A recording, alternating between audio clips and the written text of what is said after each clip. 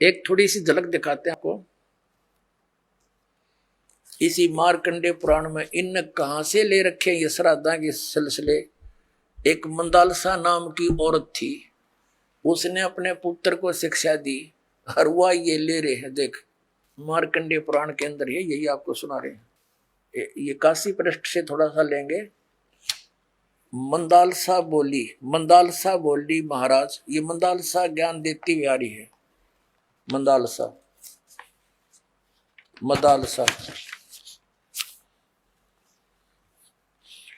ये 82 पृष्ठ पे संक्षिप्त मार्कंडे पुराण यहां देखिए। अब ये क्या सलाह दे रही है कि जो पितर देवलोक में है और जो त्रिक योनियों में ये पशु पक्षी बने हुए हैं, और जो मनुष्य योनियों में एवं भूत वर्ग में स्थित हैं, भूत बन रहे हैं, और वे पुण्यात्मा हो या पापात्मा, जब भूख प्यास से विकल होते हैं तो वे अपने कर्मों में लगा हुआ मनुष्य पिंड दान तथा जल दान के द्वारा उन्हें तृप्त करता है। इसी तरह वह देवताओं और अतिथियों को भी संतुष्ट करता है, रखता है। देवता, मनुष्य, पितर, भूत, प्रेत, गुहक, पक्षी, कृमि और कीट आदि भी मनुष्यों से ही जीविका चलाते हैं। अब ये क्या बता रही है कि चाहे तो वो जो पितर देवलोक में है, जो त्रिक योनिया में पड़े हैं, और जो मनुष्य योनियों में यानी भूतादि पितर पैतर बन रहे हैं, वे पुण्यात्मा हो या पापात्मा, सब भूखे प्यासे मरते रहते हैं। तो वो टट्टू देवलोक में हुए, भूखे मरते प्यासे मरे। अब क्या बताते हैं आगे, ये देखिएगा यहाँ क्या बताया है संक्षिप्त मार्कंडे पुराण 92 पृष्ठ पे। इनमें से जो नरक में निवास करते हैं, जो पशु पक्षी की योनियों में पड़े हैं, तथा जो भूत प्रेत आदि के रूप में स्थित हैं, उन सब को विधि पूर्वक श्राद्ध करने वाला यजमान तृप्त करता है। कैसे करता सुनो।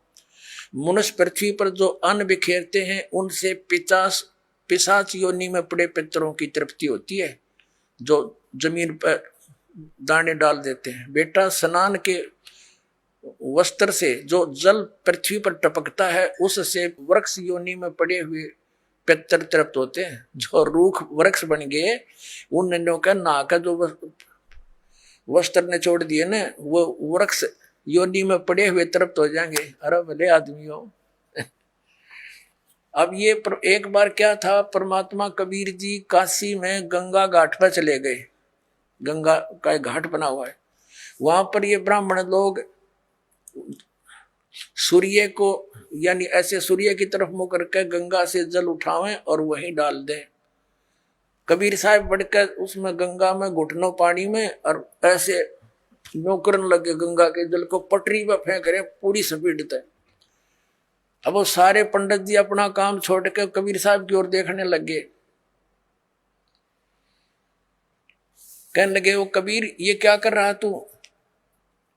कबीर जी बोले, आप क्या कर रहे हो? मैंने ना पूछा, तुम क्यों पूछ रहे हो मेरे से? पहले आप बताओ आप क्या कर रहे हो? कि हम अपने पितरों को स्वर्ग में जल भेज रहे हैं। ये हम यहां जल डाल रहे हैं ना, ऐसे मंत्र बोलकर, ऐसे सूर्य की तरफ मुंह करके, ये वहां स्वर्ग में हमारे भूखे प्यासे पितरों को जल प्राप्त होगा। परमात्मा बोला, मैंने एक बगीची लगा रखी अपनी झोपड़ी के आगे, और मैं उस बगीची को सींच रहा हूं। फिर मंड के करड़े हो गए। तो वो कहने लगे, रे भोले आदमी, इतनी दूर कैसे जाएगा जल? ये तो यहीं पड़ा है। वो तेरी झोपड़ी के आगे बगीची जो छोटी सी लगा रखी, वो कैसे सिंचाई होगी इससे? कि एक लाखों किलोमीटर दूर, मील दूर तुम्हारे पितरों को स्वर्ग में ये पानी मिल सकता है, तो ये 2 किलोमीटर पर क्या दिक्कत आएगी इसको?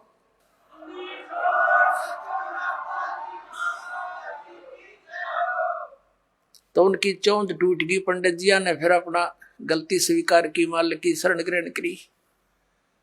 अपने आत्माओं, वही यहां ये सिस्टम है। देखो, अब देखो इनके आगे फिर मार्कंडे पुराण हम पढ़ रहे हैं। 92 पृष्ठ पे 92 पे। उससे वृक्ष योनि में पड़े हुए पितर तृप्त होते हैं। अच्छा, वृक्ष तो है इतना बड़ा और पानी निचोड़ा कपड़े का उड़ा गंगा के किनारे, बताओ वृक्ष कैसे तृप्त होगा? उसमें तो बाल्टी भर गिरनी पड़ेगी। तो किसी मूर्ख बना रखे देखो। और नहाने पर अपने शरीर से जो जल के कण इस पृथ्वी पर गिरते हैं, उनसे उन पितरों की तृप्ति होती है जो देव भाव को प्राप्त हो रहे हैं। देखो इनकी अकल। कहते नहाने के बाद जो छींटे छाटे पृथ्वी पर पड़ते हैं ना, वो जो देवता बन गए उन पितरों की तृप्ति होती है। वो टट्टू देवता बन गए, जब इसे पानी तो छकेंगे उड़ा हुआ। तरह अकल बना मार रखी मारी। देखो देखो, नहाने पर अपने शरीर से जल के कण इस पृथ्वी पर गिरते हैं ना, उनसे उन पितरों की तृप्ति होती है जो देव भाव को प्राप्त हुए हैं, जो देवता बन रहे हैं। और पिंडों के उठाने से वो पिंड भरवाते हैं, अन्न के कण पृथ्वी पर गिरते हैं ना, उनसे पशु पक्षी योनियों में पड़े हुए पितरों की तृप्ति होती है। बता। वो पशु योनि में कितना भैंस बन के खड़ी होगी, उनकी वह माई या दादी ताई काकी है, और उड़ा वह कण गिरे पृथ्वी पर कीता है। वह भैंस तो उड़े एक टोकरा ने भूस खावा डेली, एक कण ते क्यों कर छिकेगी वह है तेरा कैसे भाई। देखिए से मूर्ख बना रखा।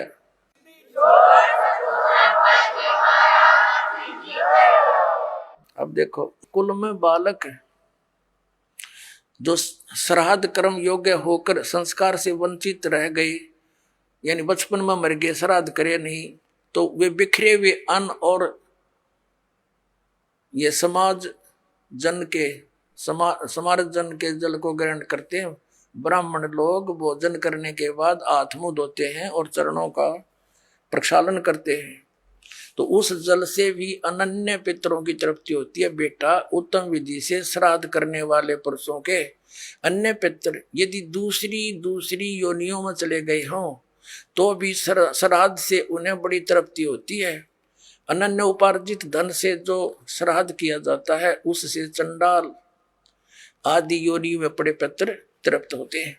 अब जो भूत प्रेत पितर कितने वृक्ष बन गए, कोई भैंस बना खड़ा है, कितने कोई काटड़ा बन रहा है, इन्हों के वो भी तृप्त होंगे। वो थोड़े छक्के दो दड़ी खाओ एक कब है जब पेट भरे।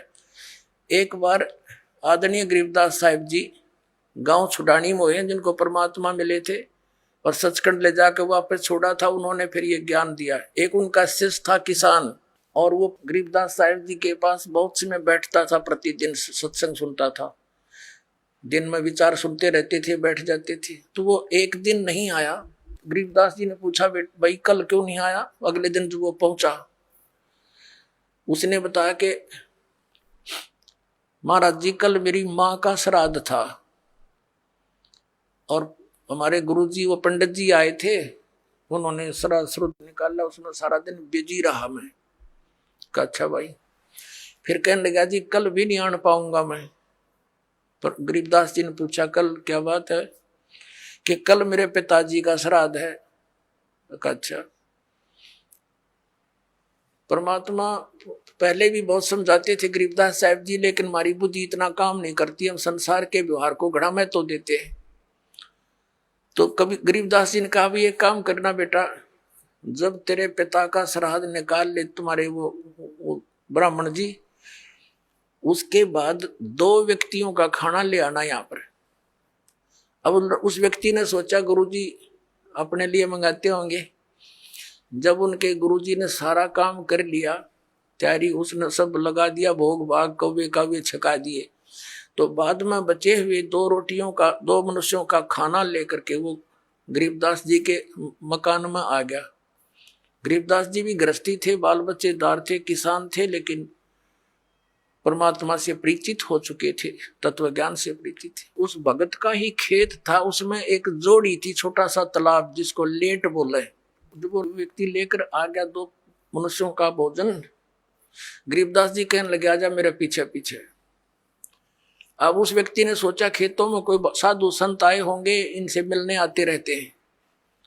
वहां जाकर उस लेट से, उस जोहड़ से 1 किलोमीटर दूर उस खेतों में जो तालाब होते थे छोटे छोटे, पशुओं के पानी के लिए उसमें स्टोर कर लेते थे जल, तो उसके चारों तरफ झुंड खड़े हो जाते थे, झाड़ बोझड़े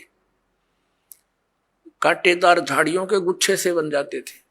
उससे एक 200 फुट दूरी पर बैठ के गरीबदास जी भी वो लड़का वो व्यक्ति बैठा लिया और वहां कहा, आवाज लगाई उसकी माता और पिता का नाम लेकर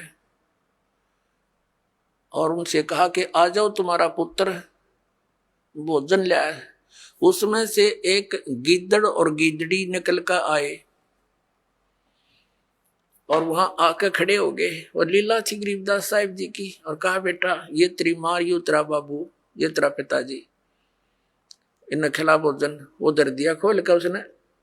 अब वो छक गए दोनों, 1 मिनट खा गए फटाफट और खा कर भाग गए। अब गरीबदास जी बोले कि तुम्हारे गुरुजी क्या कह रहे थे कि 1 दिन के भोजन खिलाने से और 1 वर्ष तक तुम्हारे पिताजी पितर जो जिस भी योनि में है वो तृप्त रहेंगे। अखा जी ऐसे कह रहे थे, ये दोनों भूखे मरे थे, खा गए सारे ने, और भोगते ला के आए हो तुम्हें। अखा जी उस दिन पीछे कान पकड़ दिया कि जी बाढ़ में जाओ, या ये तो बकवाद है सारी, तो छोड़ दी सारी वो लोकवेद और दंत कथा, मनमाना आचरण उस प्यारी आत्मा ने। तो पुण्यात्माओं, परमात्मा कहा करते थे कि तुम 1 दिन तो आहार करा देते हो, मान लीजिए तुम्हारी बात बड़ी करें, और तुम्हारे पिताजी या माताजी जब जीवित थे दिन में 2-2 बार तो पक्का रोटी खाते थे। अरे तुमको 1 दिन के खाने से 364 दिन कोई जरूरत नहीं, ये कोई संभव बात है तुम्हारी? 1 दिन तुमने भोग लगा दिया, 364 दिन क्या खाएंगे वो? मान लीजिए तुम्हारे पिता काग बन गए, कौवे, तो रोज भोग ला दो उनका, 2 रोटी तोड़ के ऊपर रोज फेंक दो ताकि उनका पेट भरा रहे। 1 दिन ये फंड करने से कोई फायदा नहीं। कहने का भाव यह है कि वो तो जो बन चुके।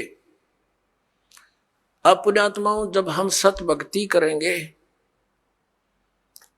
और इस साधना के करने से आपके जो पितृ भूत प्रेत आदि बने हुए हैं, और चाहे वो किसी योनि में है ये पितृ वाली सिस्टम में, तो उनकी भी मोक्ष हो जाएगा आपकी भक्ति करने से।